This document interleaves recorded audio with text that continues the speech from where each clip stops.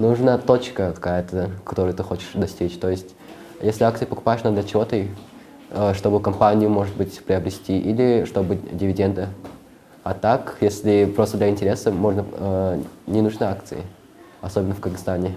14 жашар Аким акция облигациялар эмне экенин эле билбестен, алардын баалуулугун дагы түшүнөт. Ушул жашында эле баалуу кагаздарды сатып алып, алардан пайда көрүү жөнүндө ойлонууда. Болгону кыргызстандык компаниялар арасынан ылайыктуусун тапкан эмес. Биринекин чет элдик компанияларга көз салып жатам дейт.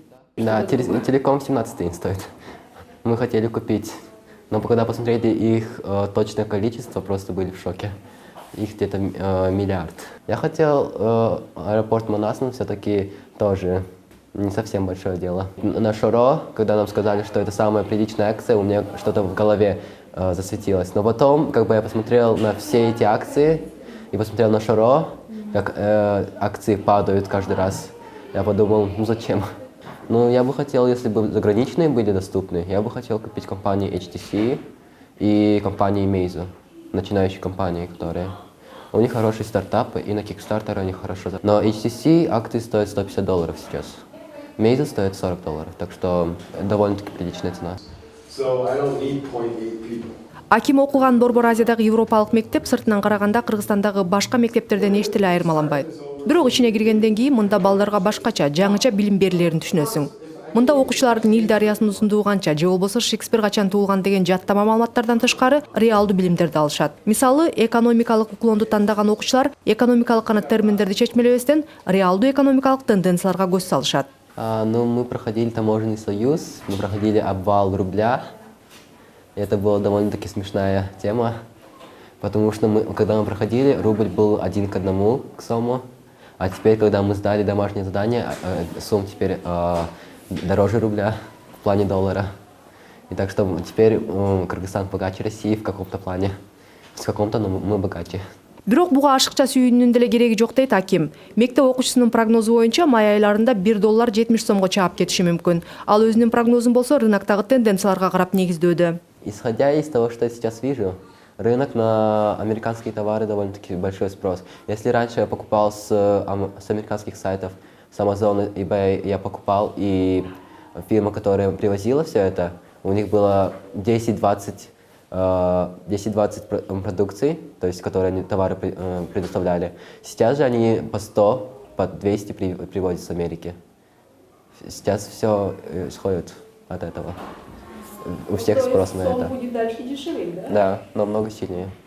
Но не 100 сом, я не уверен, что 100 сом. Потому что потом продукция будет совсем дорогая, никто не будет покупать. Если только таможенный союз не понизит цены на продукты. Но все же они наоборот повысятся. Айгерим уштапта Швейцарияда билим алууда. Кыргызстандагы орто билим берүү менен европалык моделдин чоң айырмачылыгы бар экенин айтат. 4-класстан эле салык, кредит темасын өтүп, үй бүлөлүк бюджетти чечмелегенбиз дейт. Айтмакчы, Швейцарияда мектеп окуучулары өзүнүн күнүмдүк чыгымдарын өздөрү иштеп табуу мүмкүнчүлүгү бар. Албетте, Кыргызстанда деле мектеп окуучулары иштешет. Болгону мыйзамдан сырт. Ал жакта болсо бул системага салынып, мыйзам менен тескелет. Кичинекей эле жерлерге барып сураныш керек да. Мисалы, бала караганы же бир мисалы полду жууганы ошондой эле да. Мен негизи болсо, мен атам берип турат ай сайын, кичине берип турат, бирок өзүм деле мындай кичине иштеп турам да, эме түшүчүнчү, ошо капитет түшүчүнчү. Ошо капитеттерим жайында, кышында Кыргызстанга келгенде ошо бияктан көрөтөм да. Айгерим ушул жылы орто мектепти аяктайт. Билимин улантуу үчүн анын 2 жолу бар. Контрагын төлөп окуу же болбосо иш менен окууну айкалыштырган системаны тандоо. Айгерим экинчисин тандап алган жана азыр жумуш издөөдө. Резюме, ошо каттарды жазып, жөнөтүп, может быть, чакырып калат собеседованияларга. Барып сүйлөшүп, анан кайра жазып коет, сизди алдык, калган жокпуз деп, кайра издеш керек. Ооба, издатам. Уже ответтерди эметтим, алдым. Керектери жок дешти. Азыр дагы эметип атам, издеп атам. Банкка чакырышты мени. Барып 3 жолу бардым, сүйлөштүк. Анан азыр дагы күтүп атам ошолорду. Бирок жакшы болот деп ошо. Резюме толтуруп расмий каттарды жазууну, жумуш берүүчүгө өзүн кандай тааныштыруу керектигин мектептен эле окутушат. Ийгиликтүү иш тапкан соң компания жогорку окуу жайларга кат жолдоп, өз кызматкеринин окуу маселесин чечет. Андан соң Айгерим окуу менен ишти айкалыштырып, жуманын 2 күнүндө окуп, теориялык билим алса, 3 күн иштеп тажрыйба топтойт. ошо апрентисаж деп коет, ал болсо кадимкидей эле жумуштайт да. Акча алат, кадимкидей эле работникке окшоп кирип, эртемен келет, кечинде кетет. Бирок ошол акчага эме дагы кылса болот. Эми өзүнчө нерселерди алса болот, квартираны эме төлөсө болот, тамак ашты, мындай энатаңан мындай сурабайсың да, өзүңө жетет негизи. Кыргызстандыкына салыштырганда бул таптакыр башка система. Бизде кадрлар 5 жыл окуп, колуна диплом алып, анан иш издесе, Айгерим алгач иш менен камсыз болуп, анан ошого жараша окуу маселеси чечилет. Демек, Айгерим жогорку окуу жайды бүткөн соң, эми кайда барып иштейм деген проблема менен бет келбейт.